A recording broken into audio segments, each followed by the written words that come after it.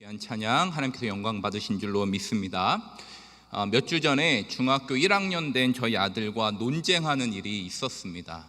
아들 학교에서 미술 숙제로 사춘기 하면 떠오르는 이미지를 생각해 와라, 이런 숙제가 있었던 거죠.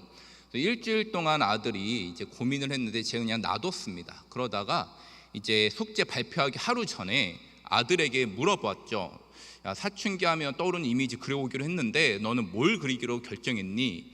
그랬더니 아들이 폭탄을 그리기로 결정을 했다는 것입니다. 제가 하도 기가 막혀서 사춘기 하면 떠오르는 이미지가 굉장히 많고 긍정적인 것도 많은데 왜 하필 폭탄이냐?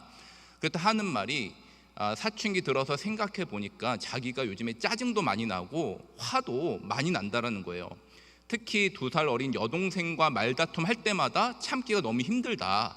그래서 내 감정이 요즘에 폭탄 같아서 폭탄으로 결정했다, 이렇게 이야기를 하는 것입니다. 물론 짜증이 나고 화가 나는 게 사춘기의 일반적인 특성이긴 하지만 다른 것도 좋은 게 많지 않습니까? 그래서 제가 중학교 1학년 된 아들을 윽박질러서 억지로 바꾸긴 하지 못하고 한참 대화를 했는데 거의 1시간 내내 대화하고 토론하고 논쟁하면서 합의하에 아들이 결국 다른 걸로 바꾸기로 결정을 했었습니다. 여러분, 제가 오늘 말씀을 논쟁으로 시작하는 이유는 오늘 우리가 함께 나누려고 하는 이 말라기서가 논쟁으로 구성된 책이기 때문입니다. 앞에 짧은 서론과 뒤에 짧은 결론을 제외하면 가운데는 총 6개의 논쟁으로 구성된 책이 말라기입니다. 그리고 이 말라기가 이 반복되는 논쟁의 패턴이 비슷해요. 먼저 하나님께서 이스라엘 백성들을 향해서 내가 너희에게 이러이러하지 않았느냐, 혹은 너희가 나에게 이러이러하지 않았느냐 라면서 먼저 문제 제기를 하십니다. 그러면 이스라엘 백성들이 지지 않고 우리가 언제 하나님 앞에 그랬습니까? 하나님이 언제 우리에게 그러하셨습니까? 라면서 굉장히 반항적인 항변을 합니다. 그럼 하나님께서 다시 조목조목 따지시면서 그걸 논쟁이 반복되는데 이런 동일한 패턴이 6번이 반복이 됩니다. 여러분, 그렇다면 왜 말라기가 이렇게 논쟁들로 구성된 책일까요? 이 말라기서가 쓰여진 배경을 우리가 조금 이해하면 이 상황을 우리가 이해할 수 있습니다. 말라기는 여러분들이 잘 아시는 대로 구약의 몇 번째 책입니까? 그렇죠. 마지막 책이죠.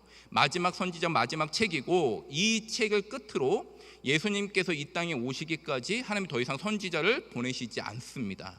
그 기간이 약 400년, 430년쯤 되는데 이를 향해서 우리가 영적 침묵기 이렇게 부르기도 하죠. 근데 그러면 말라기가 정확히 언제쯤에 쓰여졌는가?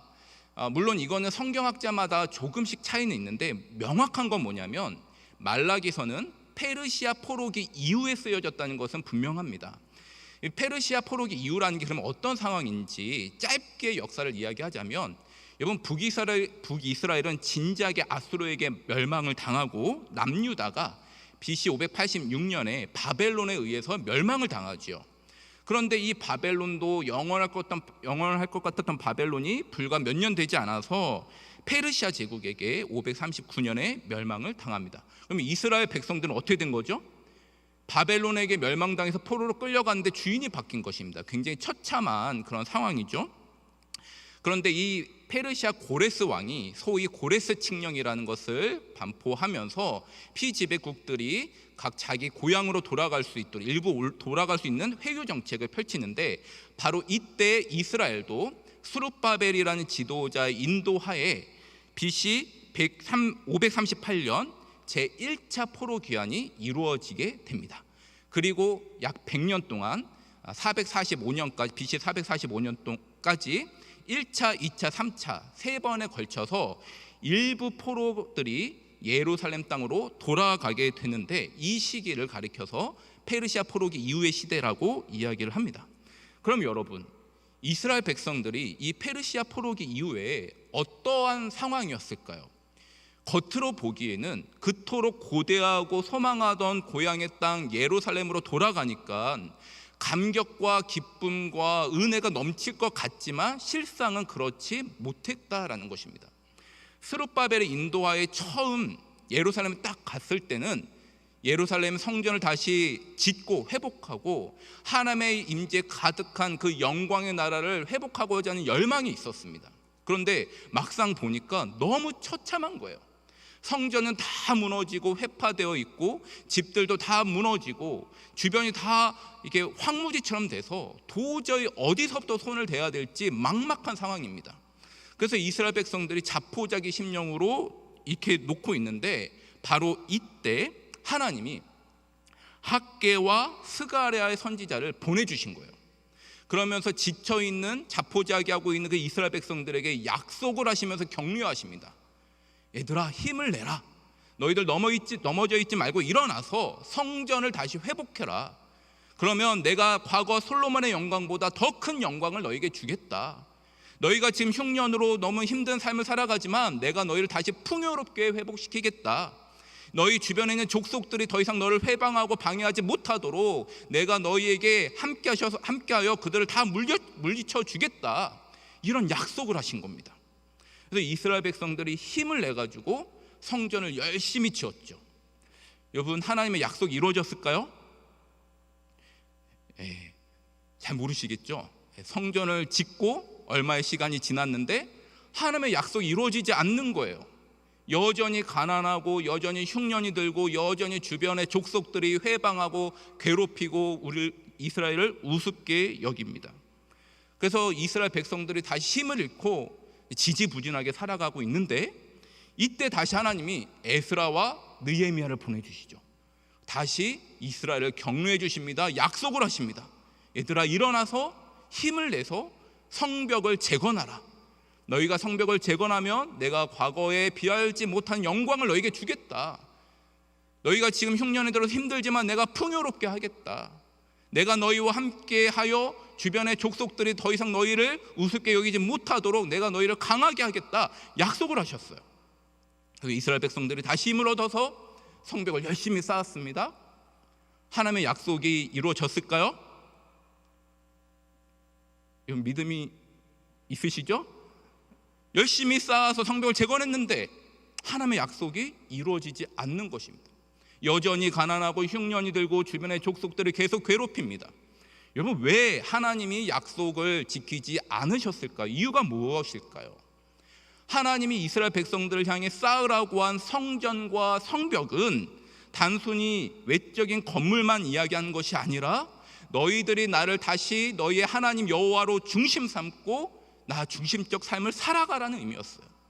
나를 너희의 여호와 주인으로 모시고 나와 영적인 거리를 좁혀서 내 말씀에 순종하는 삶을 살아가라.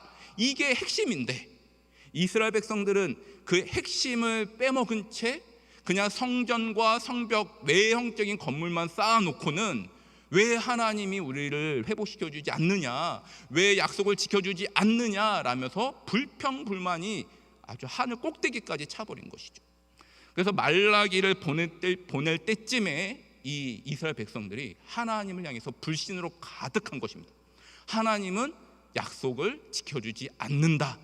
우리를 사랑하지 않으신다. 저기 페르시아와 주변 족속들을 봐라. 이렇게 떵떵거리며 나름대로 요새를 짓고 잘 살아가는데 우린 여전히 가난하고 우린 여전히 너무 힘들다. 하나님이 우리를 돌보시지 않는다라고 불평불만이 가득한 상황에서 하나님이 말라기 선지자를 보내주신 것입니다.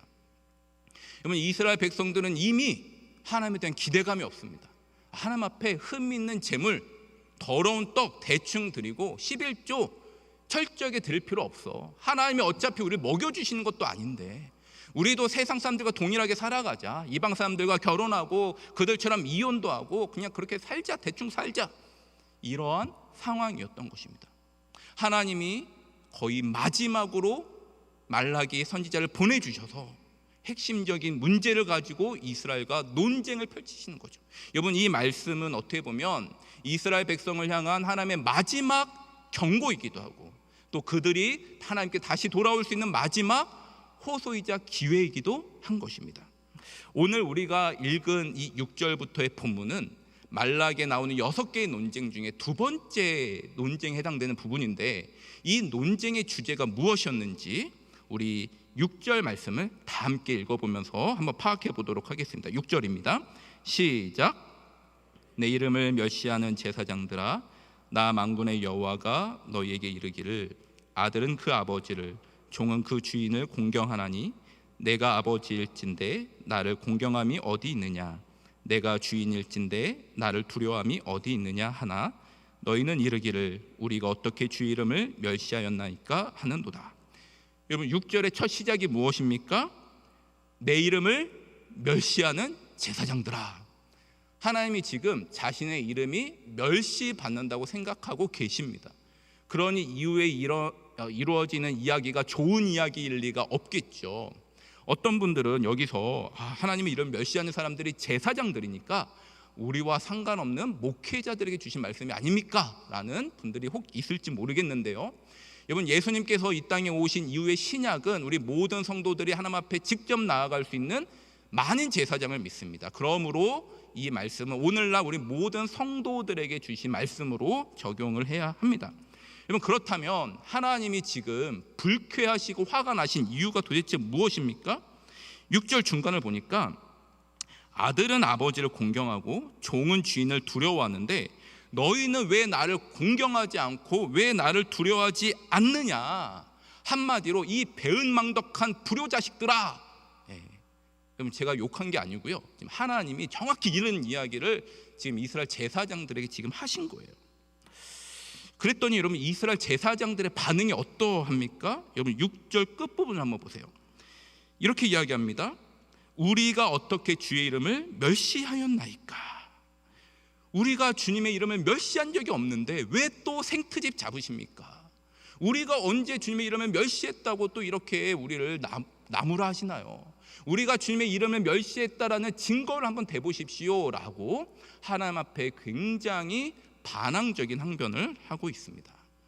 여러분, 특히 이 6절에 보면 멸시하다라는 단어가 2번이 나옵니다. 앞부분과 끝부분에 멸시하다 동사가 나오는데요, 이게 문법적으로 분사형이 쓰였어요.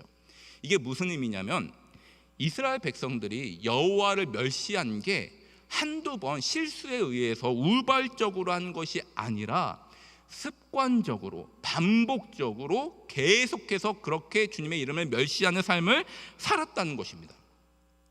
여러분, 율법에 의하면 자식이 부모를 멸시하면 어떻게 해야 됩니까? 자식이 부모를 멸시하면 당장 돌로 쳐 죽여야 되는 것이죠. 그러니까 하나님이 지금 이 말씀은 너희들은 지금 당장 죽어 마땅해 라고 말씀하시는 것과 다를 바가 없는 거예요. 근데 하나님이 이 화가 나신 걸 꾹 참으시고 이스라엘의 항변에 대해서 조목조목 증거를 댑니다. 여러분, 7절 말씀 우리 한번 읽으시면서 하나님의 증거를 한번 찾아보겠습니다. 7절입니다. 시작.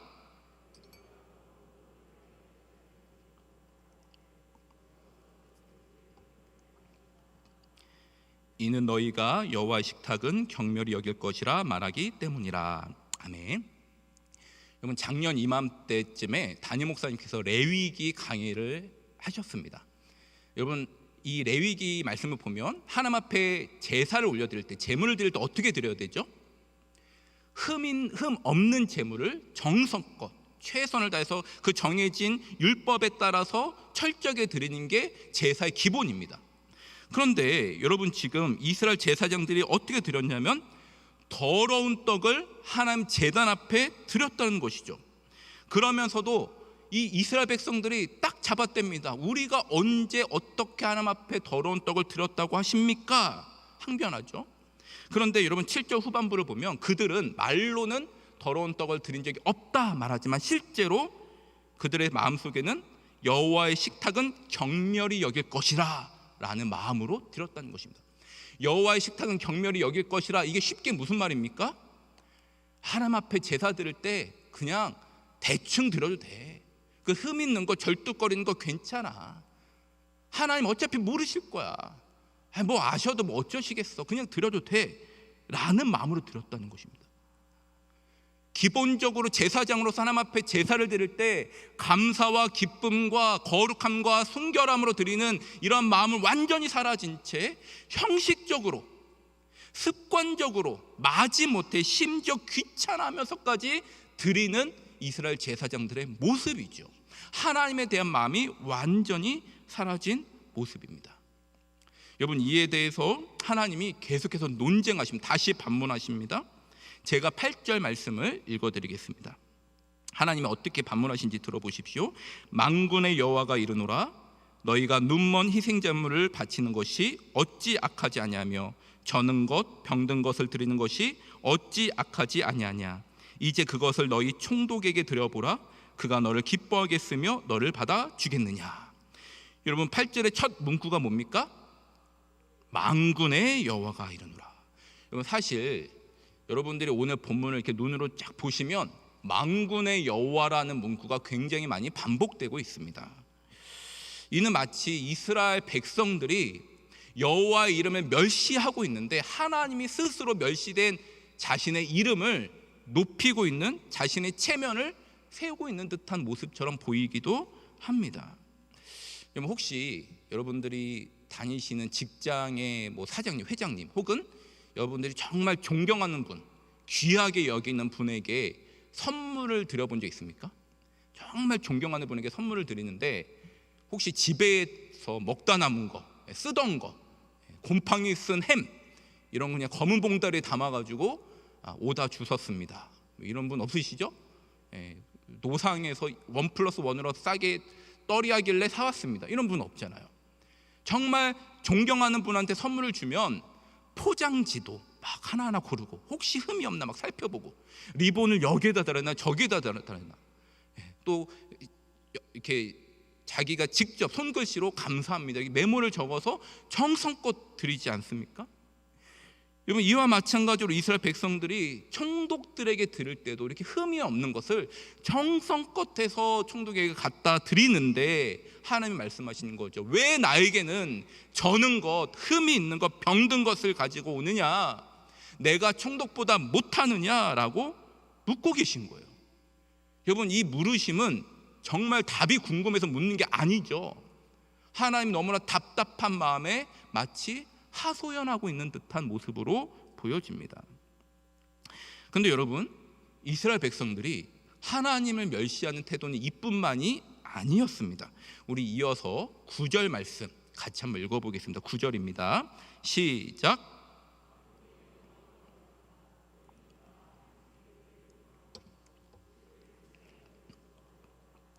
너희가 이같이 행하였으니 내가 너희 중 하나인들 받겠느냐. 아멘.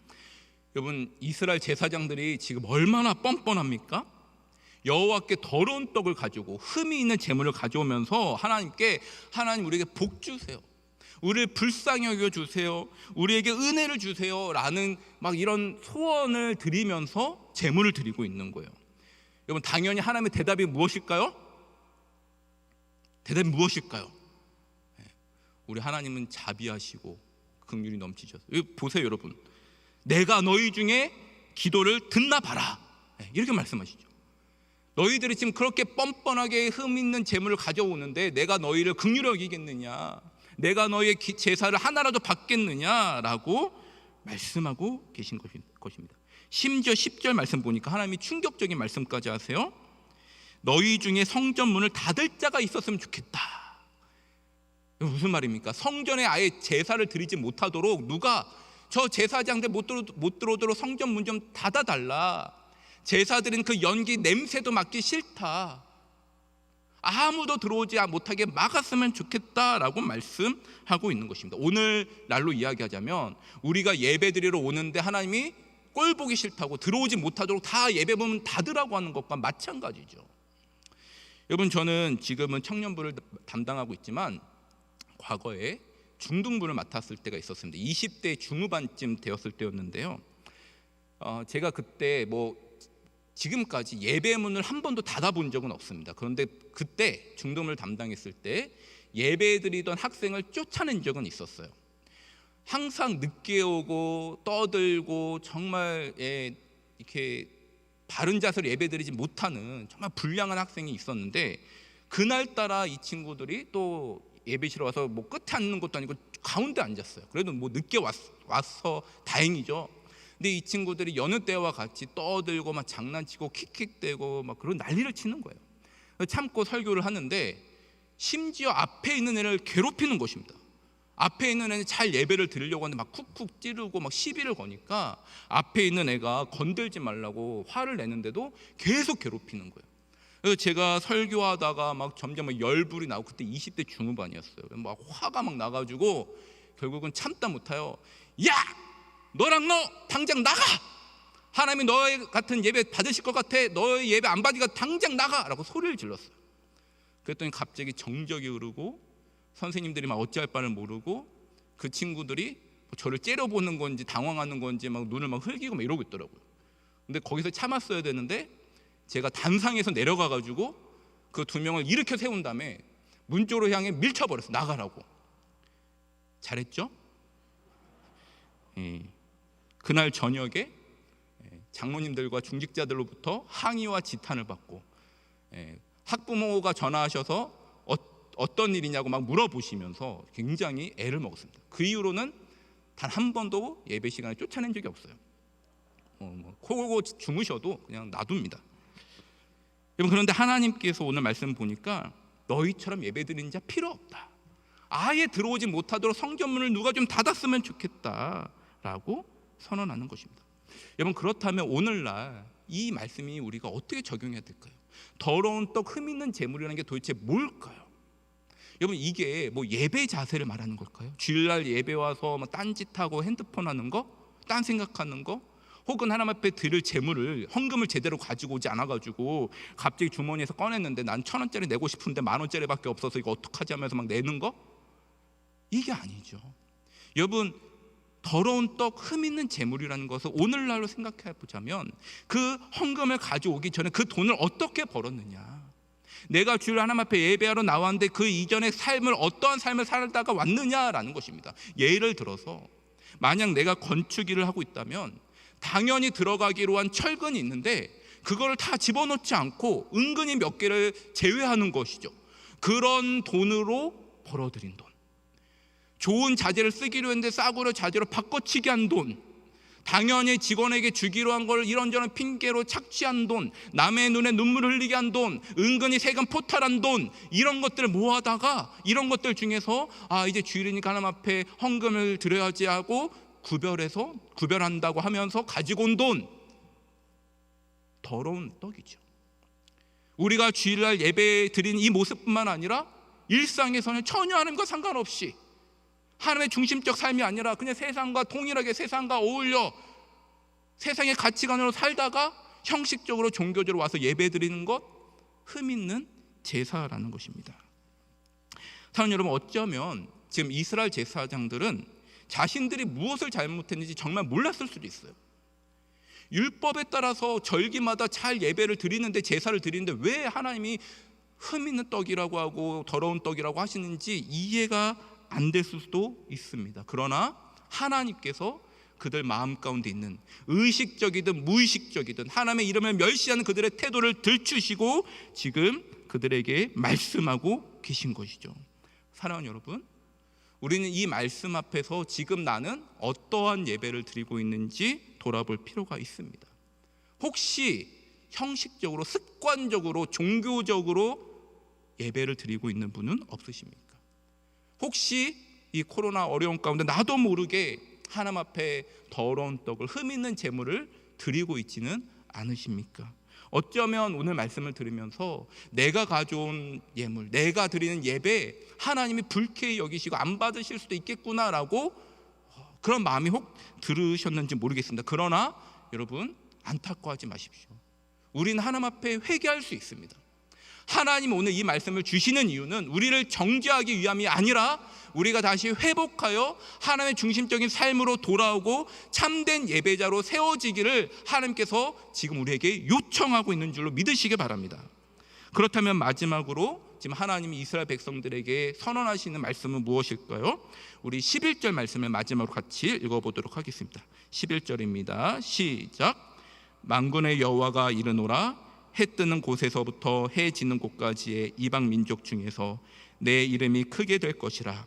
각처에서 내 이름을 위하여 분향하며 깨끗한 제물을 드리리니 이는 내 이름이 이방 민족 중에서 크게 될 것임이니라. 아멘.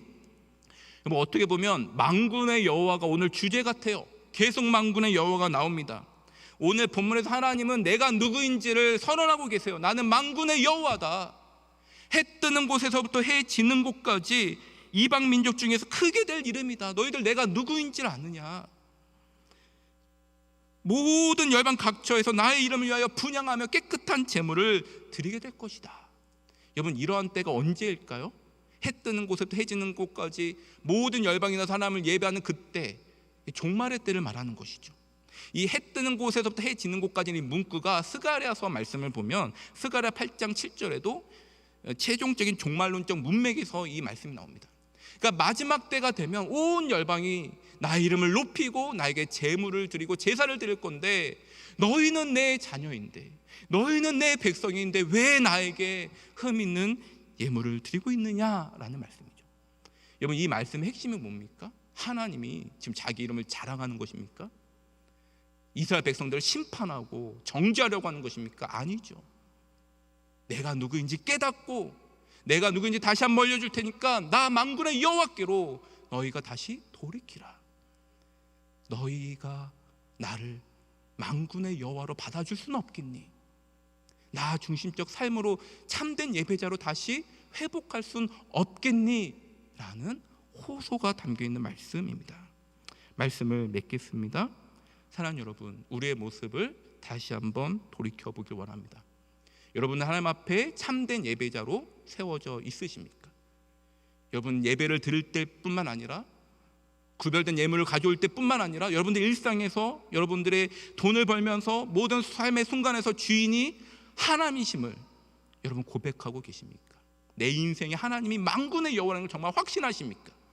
우리가 주님께 돌아와서 하나님 중심적인 삶으로 다시 회복할 때 하나님이 우리를 긍휼히 여겨주시고 하나님이 우리에게 복을 주시고 하나님이 우리에게 은혜를 주시고 하나님이 우리에게 약속하신 바를 충만하게 풍성하게 이루어 주실 줄로 확신합니다. 이 은혜가 저와 여러분들과 우리 충현교회 위에 가득 넘쳐서 만군의 여호와 이름이 높이 들려서 온 땅을 회복시키는 은혜가 우리 가운데 펼쳐질 수 있기를, 목도될 수 있기를 다시 한번 주님의 이름으로 축복하며 기도합니다. 아멘. 기도하시겠습니다. 하나님 아버지, 감사합니다. 우리를 하나님의 자녀 삼아주시고 이 귀한 예배 자리로 불러주시니 감사를 드립니다. 하나님, 오늘 주일 동안 들은 귀한 하나님의 말씀, 하나님 주일뿐만 아니라 우리 일상에서 우리가 살아가게 하여 주시고 정말 하나님을 만군의 여호와로 고백하며 주님을 나의 주인으로 모시는 참된 예배자로 세워줄 수 있도록 우리 모든 충현의 성도들을 축복하여 주시옵소서. 감사드리며 예수 그리스도의 이름으로 기도하옵나이다. 아멘.